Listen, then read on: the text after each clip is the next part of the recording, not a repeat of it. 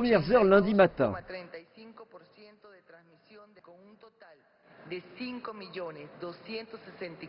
Un résultat prévisible dans cette compétition, boycottée par le principal parti d'opposition. Mais pour le président Maduro, une victoire est une victoire. Nous avons une nouvelle Assemblée nationale, un produit issu du vote populaire.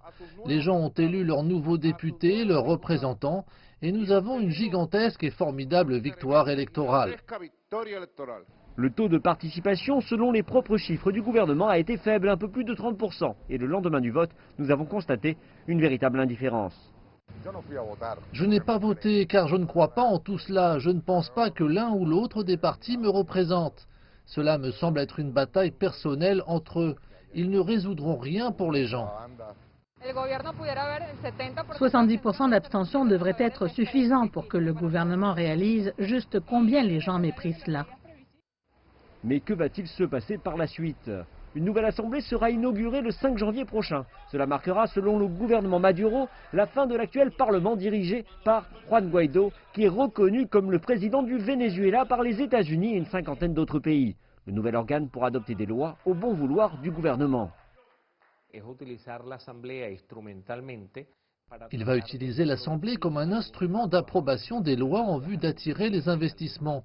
Cet investissement qui viendra prioritairement de pays alliés du gouvernement qui reconnaissent Maduro et sont intéressés dans la stabilité de son gouvernement et veulent aider tout en voulant une certaine garantie.